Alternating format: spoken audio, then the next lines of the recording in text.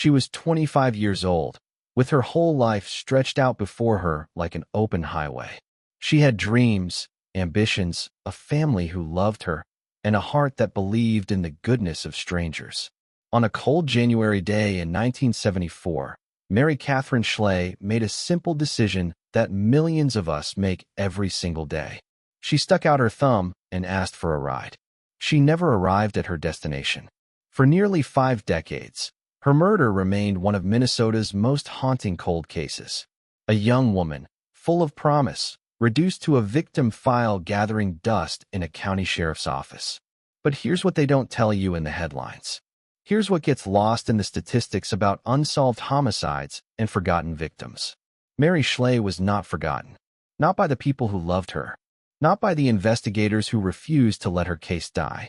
And certainly not by the truth, which has a way of clawing its way back to the surface, no matter how deep someone tries to bury it. This is not just a story about a murder. This is a story about patience, about persistence, about the unbreakable bond between a victim and the people who refuse to stop speaking her name. This is a story about how justice moves slowly, almost imperceptibly at times, but how it moves nonetheless. And if you stay with me through these 8 chapters, you'll understand why some cases are never truly cold, no matter how many years pass. But I need you to do something for me right now.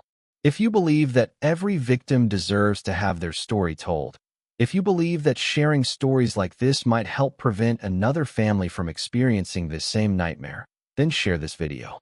Subscribe to this channel. Because when we amplify these voices together, we become part of something larger than ourselves. We become witnesses, and witnesses matter. Now, let me take you back. Let me take you to the beginning, to a time before Mary became a case number, before she became a cautionary tale.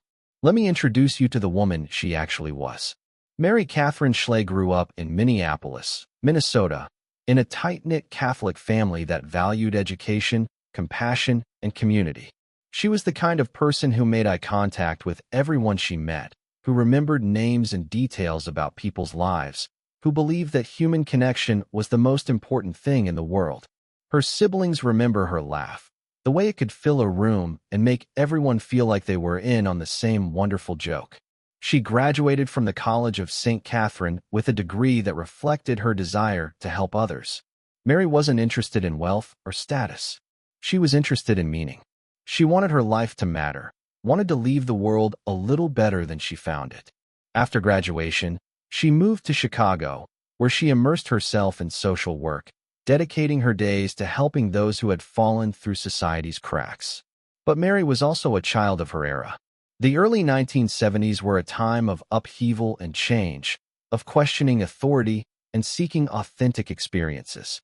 Young people were traveling, exploring, breaking free from the rigid expectations of previous generations. Hitchhiking was common, almost mundane. It wasn't seen as dangerous or reckless. It was simply how young people got around when they didn't have money for bus tickets or couldn't afford a car. Mary had hitchhiked before without incident. Her friends had hitchhiked. It was woven into the fabric of that particular moment in American history, as normal as taking the subway or catching a Greyhound. Looking back now, through the lens of everything we know about stranger danger and true crime, it seems almost impossibly naive. But we can't judge the past by the standards of the present. We can only try to understand it. In January of 1974, Mary was planning to return to Minneapolis from Chicago. She had reasons to go home, family to see, connections to maintain. The weather was cold, the kind of bone-deep Midwestern cold that makes every exposed inch of skin ache. She packed light, dressed warmly, and set out on what should have been an uneventful journey home. She made it partway. She made it far enough that she was close, tantalizingly close, to safety and warmth and the people who loved her. But somewhere along the way, she got into the wrong vehicle. She accepted a ride from the wrong stranger. And that single moment, that fraction of a second when she opened a car door and climbed inside, changed everything. Her body was found on January 5, 1974, in a rural area of Freeborn County, Minnesota, near the Iowa border. She had been stabbed multiple times. There was evidence of a struggle, suggesting that Mary had fought back, had refused to go quietly, had tried desperately to survive. Whoever killed her had left her there, discarded like something worthless, and driven away. The discovery of her body sent shockwaves through her family and community. Mary Schlais was supposed to be safe. She was supposed to be home by now, complaining about the cold and making plans for the week ahead. Instead, she was gone, stolen away by someone who saw her not as a person but as a target, an opportunity for violence. The investigation began immediately. Local law enforcement descended on the scene, collecting evidence, interviewing witnesses, trying to piece together Mary's final hours. But this was 1974, decades before DNA technology, before cell phone records, before the interconnected databases that help solve crimes today. The tools available to investigators were limited. The trail, such as it was, quickly went cold. Weeks passed, then months, then years. The leads dried up. Other cases demanded attention. The file on Mary Schlais remained open, technically, but active investigations slowed to a trickle and then stopped altogether. For her family, this was perhaps the cruelest part of the ordeal. Not only had they lost Mary, but they had lost any hope of understanding why or who or how. They couldn't grieve properly because there was no closure. They couldn't move forward because there was no resolution. They were frozen in place, suspended between the moment of loss and some future moment of answers that might never come. Mary's siblings grew older. Her parents aged and eventually passed away, dying without ever knowing what had happened to their daughter. The world moved on, as the world always does. New decades brought new crimes, new headlines, new tragedies that pushed Mary's story further and further from public consciousness. But somewhere, someone knew. Someone had been in that vehicle with Mary on the last day of her life. Someone knew exactly what had happened, and that someone was still walking around, still breathing, still living the life they had stolen from her. And here's the thing about justice, the thing that sustains families like Mary's through decades of waiting. Guilt doesn't age well. It doesn't mellow like wine or fade like photographs. Guilt festers. It grows. It eats away at the soul of the person carrying it. And eventually, one way or another, it demands to be released. Mary Schlais was waiting. She just didn't know how long she'd have to wait. The investigation into Mary's murder in those early days was thorough, but ultimately fruitless. Detective after detective reviewed the case, walked the scene, interviewed potential witnesses. They built a profile of what they believed had happened, but they couldn't attach a name to the perpetrator. It was like trying to complete a puzzle when someone had hidden the most important pieces. The crime scene told a story of violence and desperation. Mary had not died easily.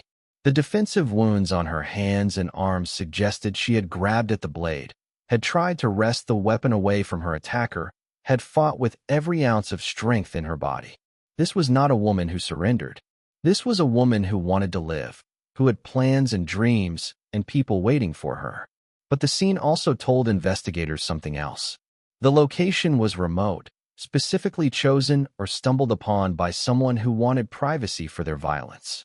The body had been left where it fell, not hidden or buried, which suggested either panic or indifference.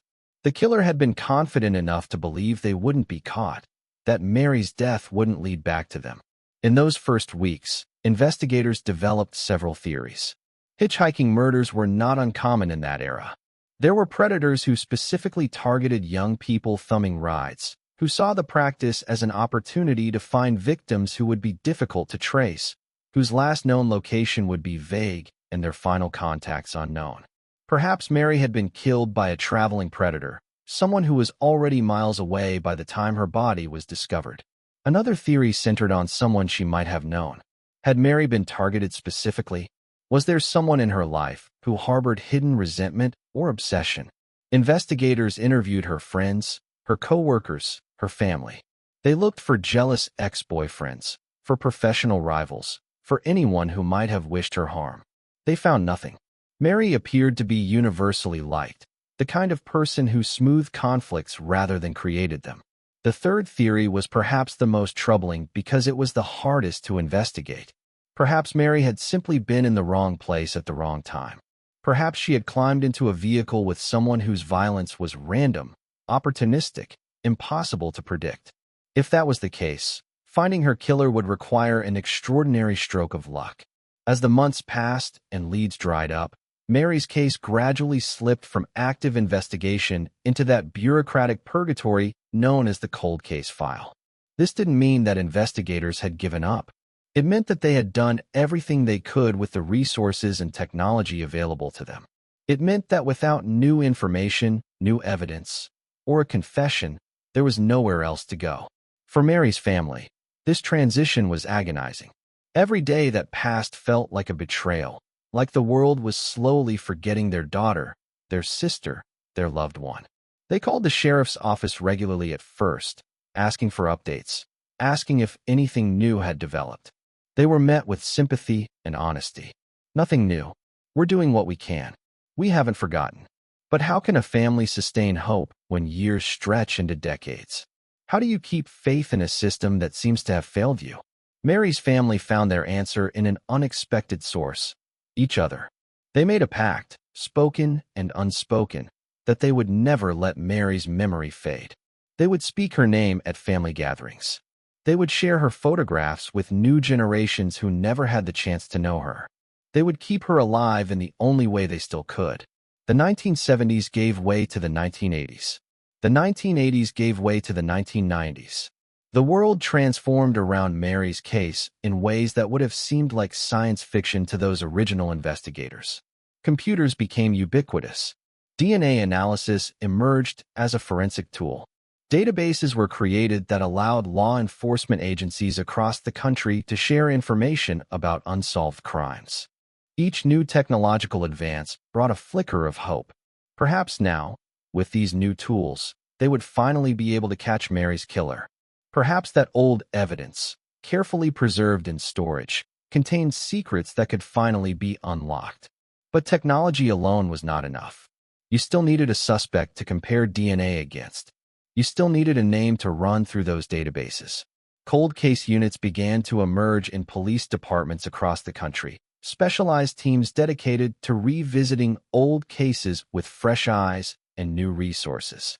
Mary's case was pulled from the archives multiple times over the years, examined by investigators who had not been born when she died. Each time, they reached the same frustrating conclusion: there was not enough evidence to identify a suspect. Without a breakthrough, the case would remain unsolved. But something was happening in those intervening years, something that investigators couldn't have known about. The person who killed Mary was still alive, still out there, still carrying the weight of what they had done. And that weight was growing heavier with each passing year. I want you to pause for a moment here and consider something. Think about the people in your own life, the family members and friends you would fight for. If something happened to them, if justice seemed impossible, would you give up? Or would you keep faith, keep pushing, keep demanding answers even when the world told you to move on? Leave me a comment and tell me about the person you would never stop fighting for. Because that kind of love, that kind of persistence, that's what kept Mary's case alive. That's what ultimately led to the breakthrough that everyone had waited decades to see. The turn of the millennium came and went. Mary had now been gone for over 30 years. Her parents had died without seeing justice for their daughter. Her siblings were now middle-aged, then elderly, still carrying the wound of her loss. And still, they refused to forget. Then, something remarkable began to happen. The true crime community, that dedicated network of researchers, podcasters, and amateur investigators, started shining new light on old cases. Cold cases that had been forgotten for decades suddenly found new audiences, new advocates, new attention. Websites devoted to unsolved murders cataloged victims, preserved their stories, kept the pressure on law enforcement agencies to continue investigating. Mary's case found its way into this community. People who had never known her, who had no connection to her family, began researching her story.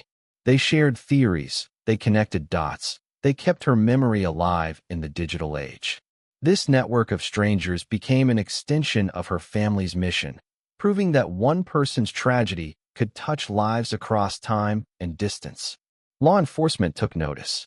The renewed public interest in cold cases led to increased funding for investigations, to new task forces dedicated to solving the unsolvable. Mary's case was given fresh priority. New investigators were assigned, bringing with them decades of experience and access to technological tools that their predecessors could never have imagined. They began re-examining the physical evidence, applying DNA analysis techniques that hadn't existed in 1974. They digitized old witness statements, running them through modern analytical software. They reached out to law enforcement agencies in other states, comparing Mary's case to similar unsolved murders, looking for patterns that might suggest a serial offender. And then, finally, after 47 years, they got a name. The breakthrough came in 2021, nearly half a century after Mary's death. It arrived not through a dramatic confession or a surprise witness, but through the painstaking work of genetic genealogy, a technique that had revolutionized cold case investigations in recent years. The science behind genetic genealogy is as elegant as it is powerful. DNA evidence from a crime scene is uploaded to public genealogy databases, where it can be compared against the genetic profiles of millions of people who have submitted samples in search of their own family history. Even if the perpetrator themselves never submitted a sample, their relatives likely did. By identifying genetic matches and building family trees, investigators can narrow down the pool of potential suspects until only one name remains. This technique had solved dozens of cold cases, including some of the most notorious unsolved murders in American history. Now, it was being applied to Mary Schlais' case. The DNA evidence in Mary's case had been preserved carefully over the decades.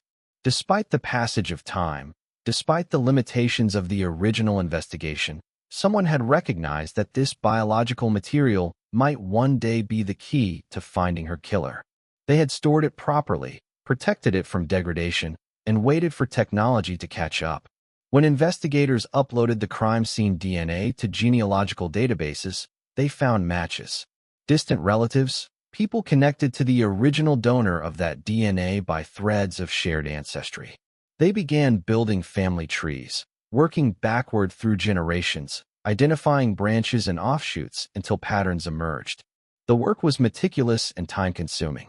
Genetic genealogy requires not just scientific knowledge, but historical research skills, the ability to track down birth certificates and marriage records and census data.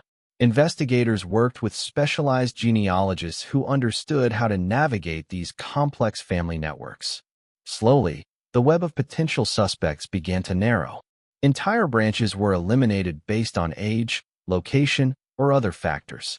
The investigators zeroed in on a single family line, and within that line, on a handful of individuals who were the right age and in the right place in 1974. And then there was one name that fit every parameter. One person whose genetics matched the evidence, whose history placed them in the right location at the right time, whose story now demanded closer examination. His name was Timothy Haslett. He was in his 70s by the time investigators identified him, an old man living in Colorado, seemingly unremarkable on the surface. But his life, examined closely, revealed a pattern of darkness that had been hiding in plain sight for nearly 50 years.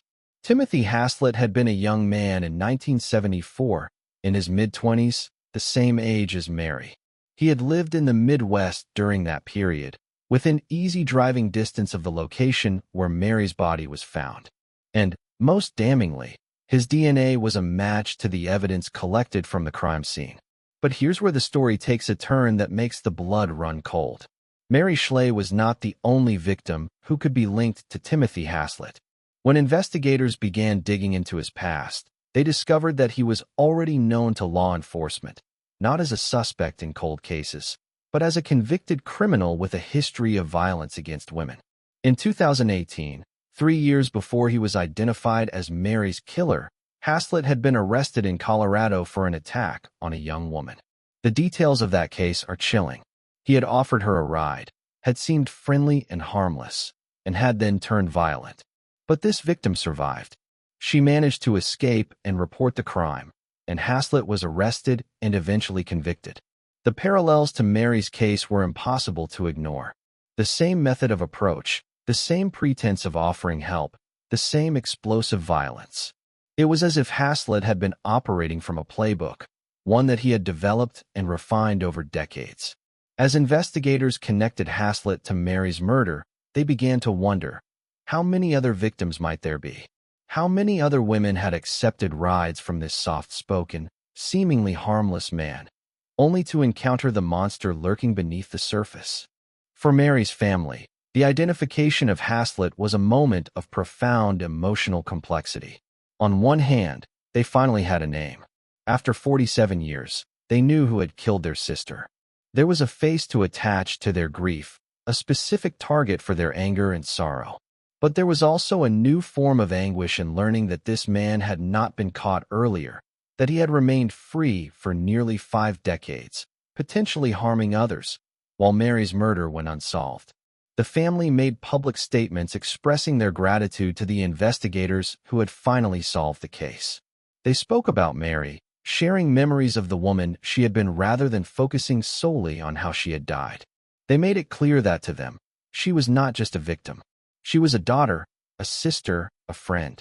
She was someone who had mattered, whose absence had left a hole in their lives that could never be completely filled. But justice is not just about identification.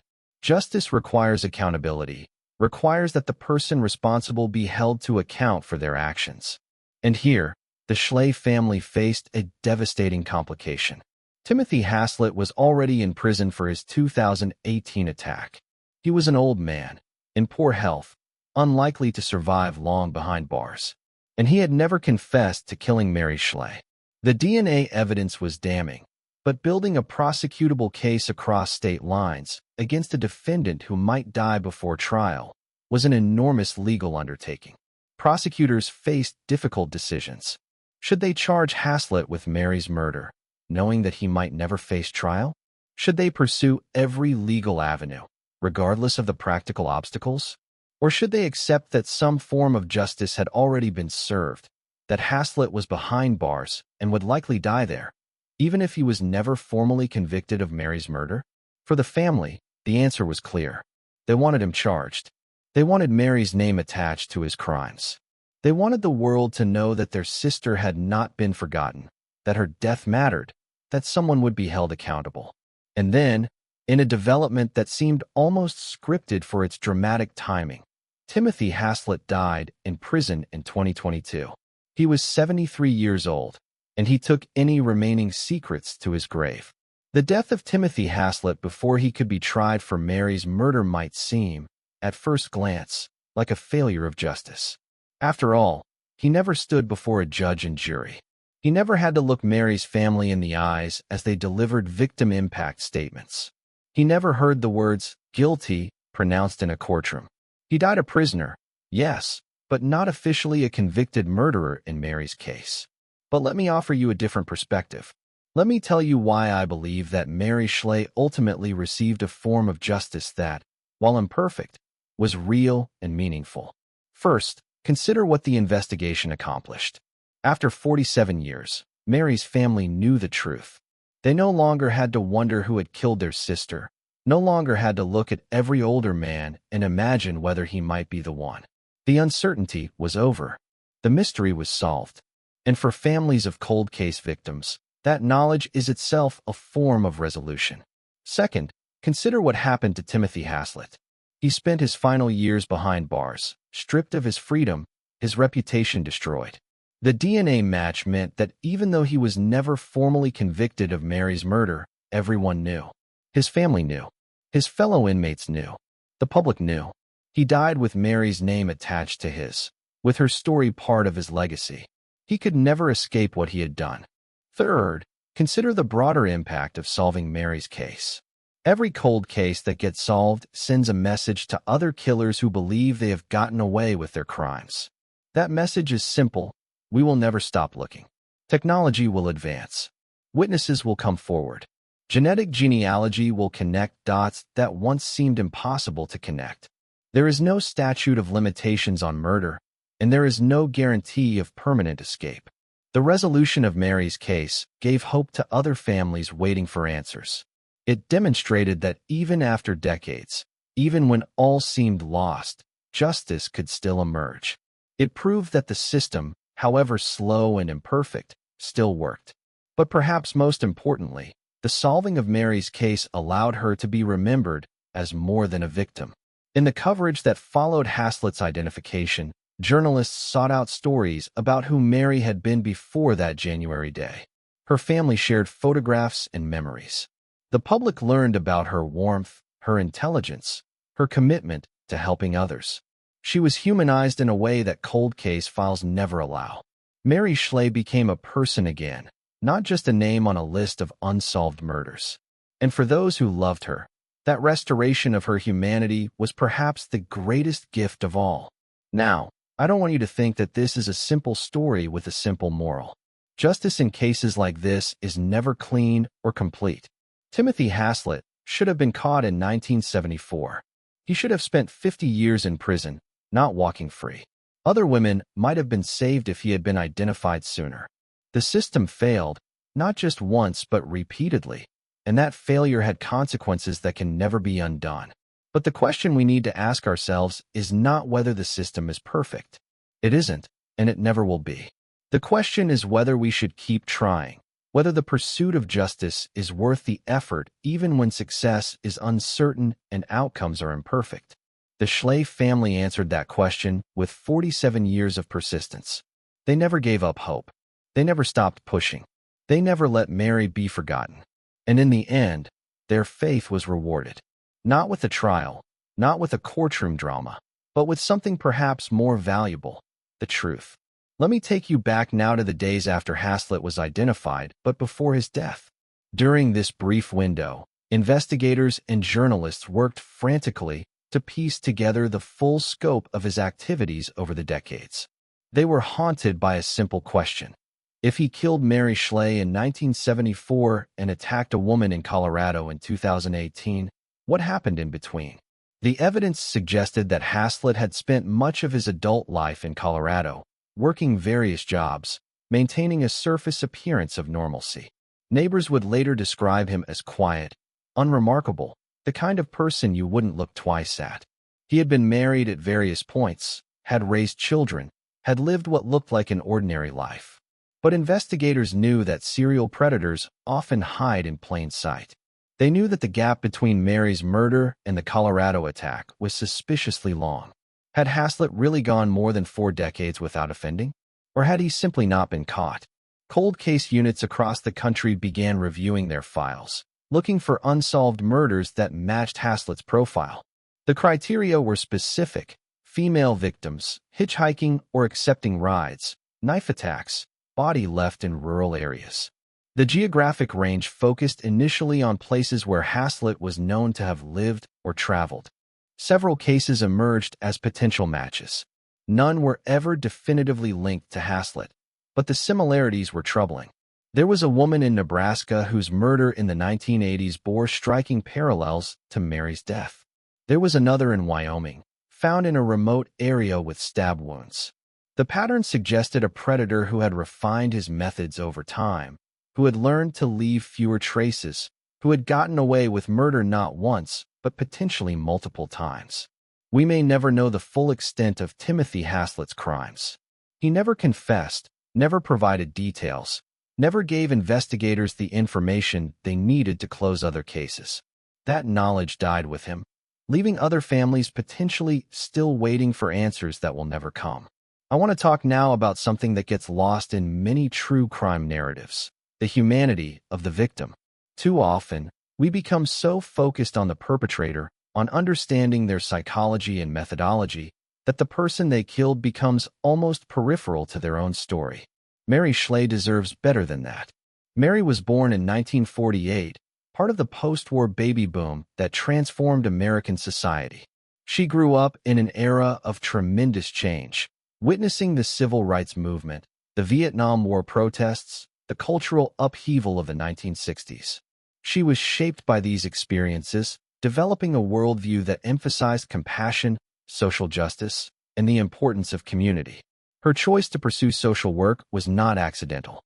It reflected her deepest values, her belief that everyone deserved help and that those with privilege had an obligation to support those without. She worked with populations that many people preferred to ignore: the homeless, the addicted, the mentally ill.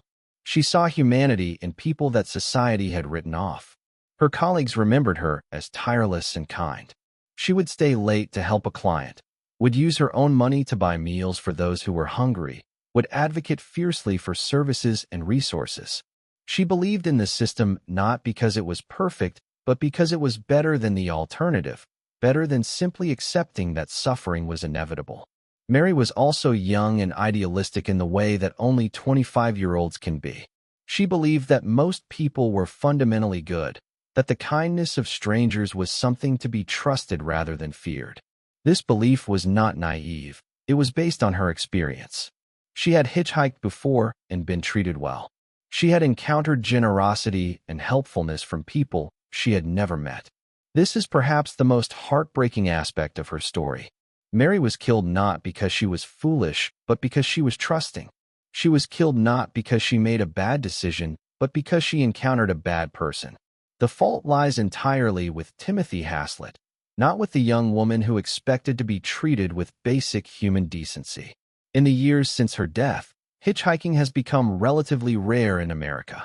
Parents warn their children about stranger danger. Young people are taught to be suspicious, to protect themselves, to assume the worst about people they don't know. In some ways, this is progress. In other ways, it represents a loss. Mary grew up in a world where community still meant something, where people looked out for each other, where offering a ride to a stranger was an act of neighborliness rather than recklessness. That world was already changing in 1974, and cases like Mary's accelerated that change. We are safer now in some ways, but also more isolated, more suspicious, more disconnected from each other. I think Mary would have mourned that change. I think she would have insisted that most people are still good, that fear should not define how we interact with the world. She would have pointed to all the times that hitchhiking went perfectly fine, to all the connections made between strangers who became friends. She would have refused to let one monster define her understanding of humanity. Her family has worked hard to preserve this aspect of her memory. In interviews and public statements, they consistently emphasize who Mary was, not just how she died. They talk about her laugh, her intelligence, her commitment to others. They want the world to know the woman they lost, not just the victim in a true crime story. This is, perhaps, the final form of justice that Mary received. Not just the identification of her killer, not just the closure of her case, but the restoration of her full humanity.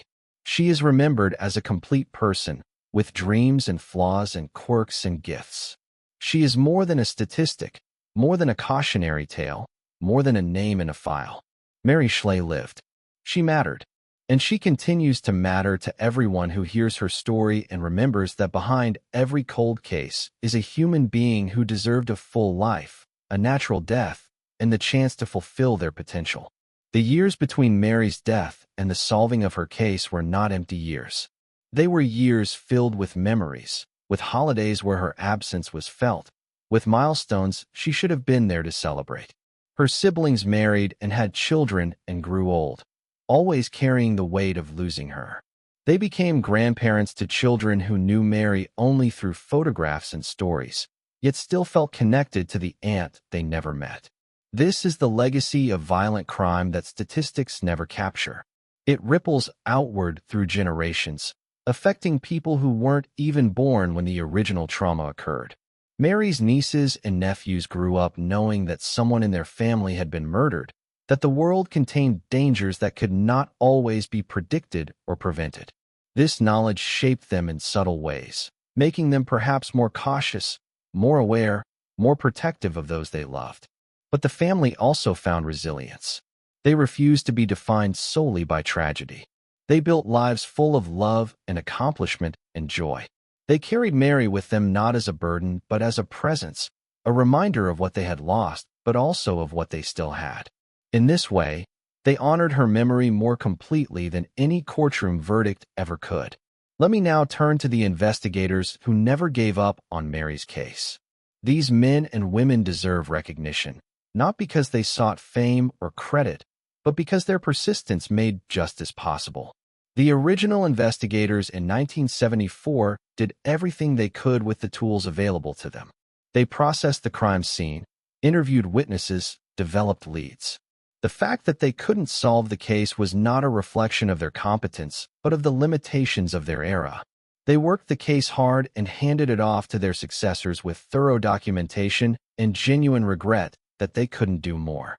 Over the decades, different investigators took ownership of Mary's file. Some made it their personal mission, spending off-duty hours reviewing evidence and chasing leads. Others simply ensured that the case was never formally closed, that it remained open and available for future generations to pursue. Each of these individuals played a role in the eventual resolution. The breakthrough came through the work of investigators who specialized in genetic genealogy, a technique that didn't exist when most of them began their careers. They had to learn new skills, adapt to new technologies, work with scientists and genealogists from disciplines far removed from traditional law enforcement. Their willingness to embrace these changes made all the difference. I want to highlight one aspect of this investigation that often goes unmentioned. The decision to preserve Mary's DNA evidence, made decades ago by someone whose name we might never know, was the foundation for everything that followed. If that evidence had been discarded, contaminated, or improperly stored, genetic genealogy would have been useless. Someone in 1974 or the years that followed recognized that this biological material might one day be valuable and took steps to protect it. That foresight, that small act of care, made justice possible nearly 50 years later. This is a reminder that the work we do today may have consequences we cannot foresee. The evidence preserved now might solve a case in 2070, long after we're gone. The documentation we create might help an investigator not yet born. We are all part of a chain that stretches backward and forward through time, and our contributions matter even when we cannot see their impact. The resolution of Mary's case also highlights the importance of interagency cooperation. Her murder occurred in Minnesota. Her killer was eventually identified while incarcerated in Colorado.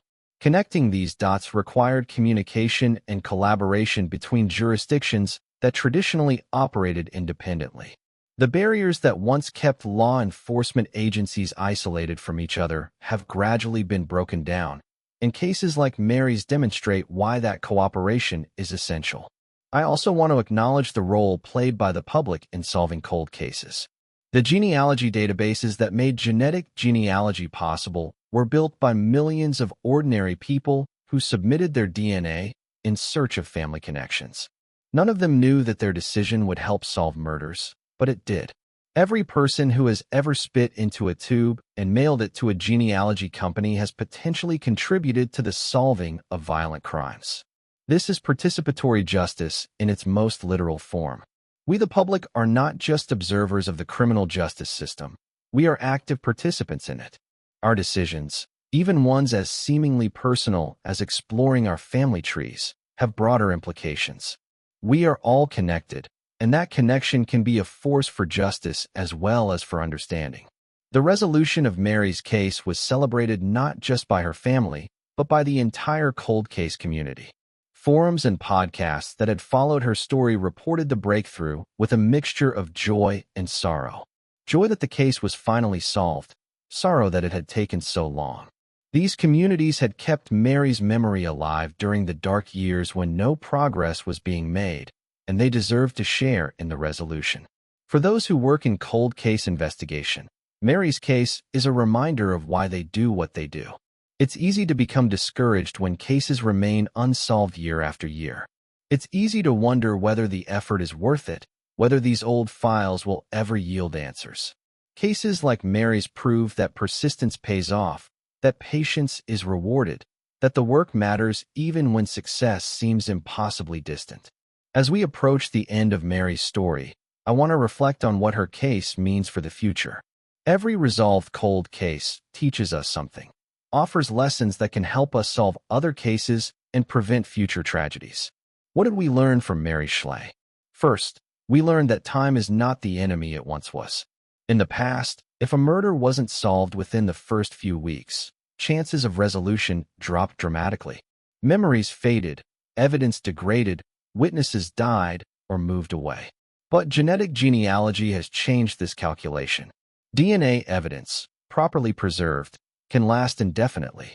Cases that seemed hopeless can be reopened and solved decades later. This is a profound shift in how we think about unsolved crimes. Second, we learned that persistence matters.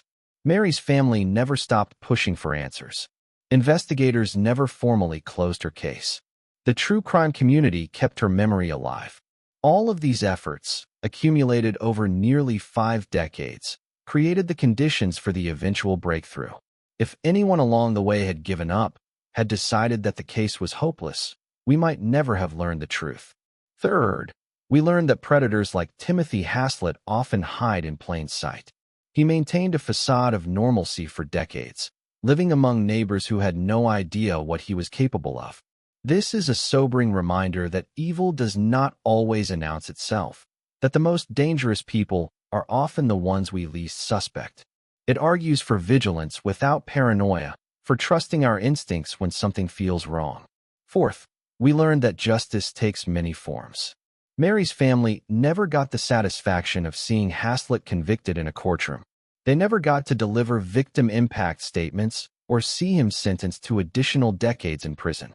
But they got the truth, and for them, that was enough. Justice is not always dramatic or cinematic. Sometimes it's quiet and personal, a private moment of closure that no one else fully understands. Finally, we learned that every victim matters. Mary Schlais was one of thousands of unsolved murder victims in America. She could easily have been forgotten, her case permanently cold, her killer never identified. The fact that she wasn't forgotten, that investigators and advocates kept pushing until the case was solved, sends a message about our values as a society. We believe that every life has worth, that every victim deserves justice, that no one should be abandoned simply because their case is difficult or old. This brings me to an important point about the current state of cold case investigation. Right now, across the country, there are thousands of cases like Mary's. Families are waiting for answers. Investigators are doing their best with limited resources.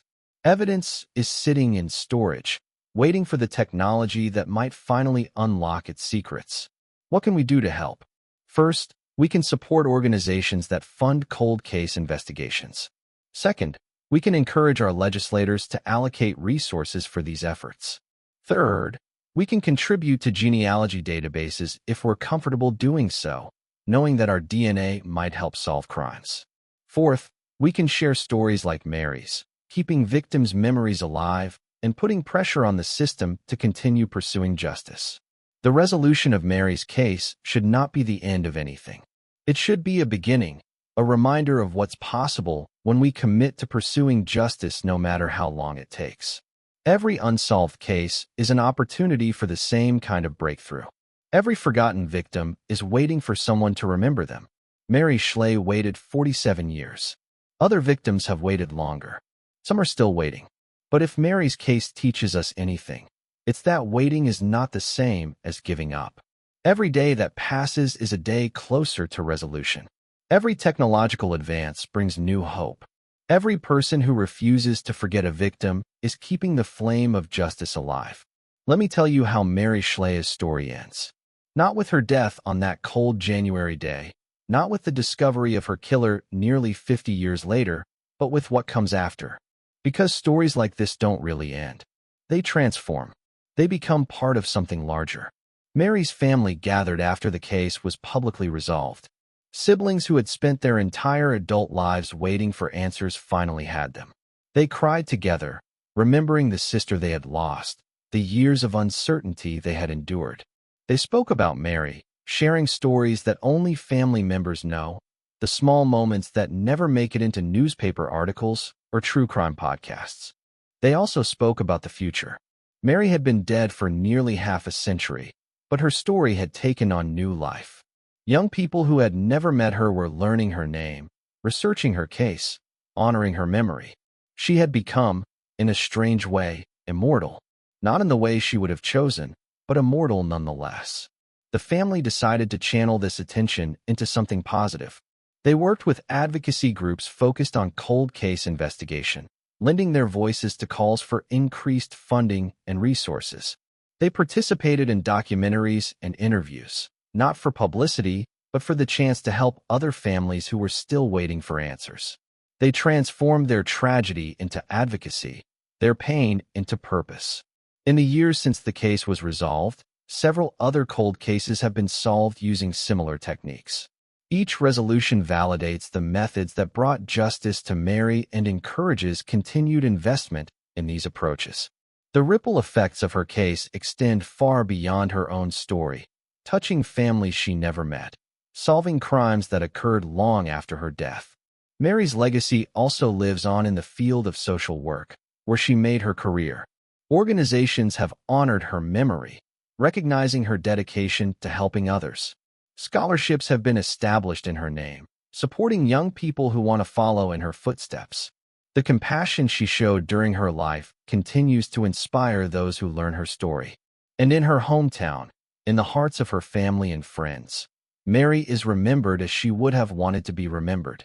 Not as a victim, not as a cold case, not as a cautionary tale, but as a young woman full of life and hope and love. The photographs that circulate online show her smiling, laughing, engaging with the world. She looks exactly like what she was. Someone with a bright future ahead of her, someone who should have had decades more to live and love and contribute. Timothy Haslett stole Mary's future, but he could not steal her past or her legacy. She remains beloved by those who knew her and respected by those who learned her story. In the final accounting, she matters more than he does. Her name is spoken with reverence. His is spoken only to identify the monster who took her from us. That is justice, perhaps the most complete form of justice possible in a case like this.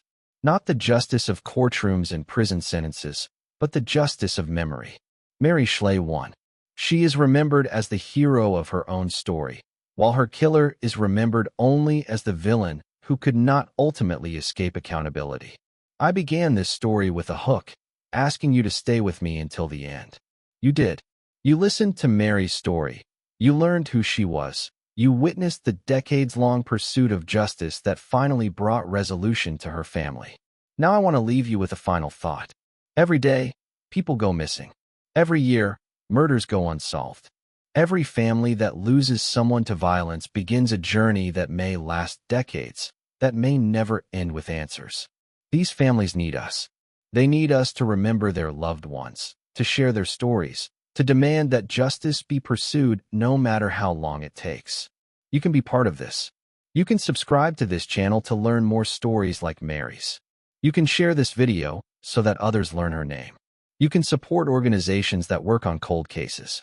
You can contribute to the collective effort that brings closure to families who are still waiting. Mary Schlais trusted in the goodness of strangers. Most of the time, that trust was rewarded. She encountered kindness and generosity from people she had never met. It was only once, on one terrible day, that she encountered someone who did not deserve her trust. That one encounter cost her everything. But strangers also solved her case. Investigators she never met, advocates who learned her name decades after her death, genealogists who connected DNA samples across databases. Strangers brought her justice. Strangers honored her memory. Strangers proved that her trust in humanity was not entirely misplaced. Be one of those strangers. Remember Mary. Share her story. And never forget that justice, however long delayed, is always worth pursuing. Mary Katherine Schlais, born 1948, died 1974.